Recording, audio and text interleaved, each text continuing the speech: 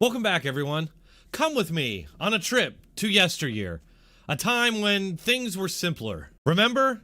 Back, way back, practically ancient history. The year was 2018. The president at the time was Donald J. Trump. He had just nominated Brett Kavanaugh to the Supreme Court. This angered Democrats and their media because they wanted to be the one to nominate the Supreme Court justice. In order to stop Trump's nomination, they found a disturbed lady with an unverified claim that lacked any credibility. The media used this woman's claims to inspire national marches and weeks on end of outrage. Attempted rape or There's sexual no assault. evidence besides one So you're story. saying, are we back to you saying you don't necessarily believe Dr. Ford? I think rape culture is so pervasive that it's possible that he's not lying and still did it. The woman who says Kavanaugh tried to rape her, the woman who says Kavanaugh exposed himself to her. She said that she remembered that Brett Kavanaugh tried to rape her and put his hand over her mouth so she couldn't scream. Kavanaugh held her down, and she thought he was going to rape her. I believe he was going to rape me. I believed he was going to rape me. I believed he was going to rape me. The most serious allegation that Kavanaugh aided and abetted in the commission of a gang rape. Gang rapes and excessive drinking and aggressive behavior from Brett Kavanaugh. And a participant in a gang rape? Gang rape. Gang rape. Gang rape. Gang rape. Gang rape in which the Supreme Court nominee participated. When they raise their hand, they're going to have to know that I am raising my hand, yay, knowing that a woman stood before the Senate accusing this nominee of rape. Despite 6 previous FBI investigations that found nothing, the media declared that Brett Kavanaugh was guilty. If you watch this channel, you saw through the ruse from the start. It was obviously being done for political reasons, and these standards would obviously be cast aside the second one of their own was being accused. Me Too, unless they're blue. Our suspicions were confirmed, as a particular Me Too accusation began gaining steam on right-leaning and independent media, yet strangely remained completely absent from all the so-called mainstream media networks, including ABC, NBC, CBS, PBS, MSNBC, and CNN. Strangely, people who once claimed all women must believe were now rearranging the phrase to be all women must be heard. As you know, there was an accusation of misconduct against Joe Biden. Are you satisfied with his answer?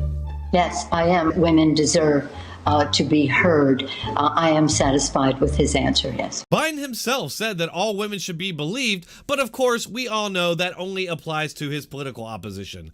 Look, we all knew that this was going to come once the media dismissed all those videos of Biden sniffing and inappropriately touching people. Videos that creep out normal people. One video in particular, a video you could call evidence of a crime, was being buried by a certain news network to protect Joe Biden. Thanks to the Media Research Council, we now have that video for all to see. It's an old clip from a Larry King episode where the victim's mother called in to discuss what had happened to her daughter.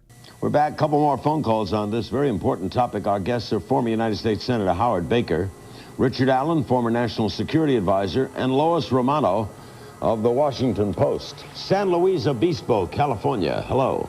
Yes, hello. I'm wondering what a staffer would do besides go to the press in Washington. My daughter has just left there after working for a prominent senator and could not get through with her problems at all. And the only thing she could have done was go to the press, and she chose not to do it out of respect for him. Or she had a story to tell, but out of respect for the person she worked for, she didn't tell it. That's true. Now, but these are the people who do come to the Lois Romanos, right? The staff worker who says, I want to let you know about what's going on, either with my boss or the guy down the hall. And a lot of these people have a sense of obligation. They feel that this public official should be accountable if it's something wrong. They're whistleblowers to the press. Exactly.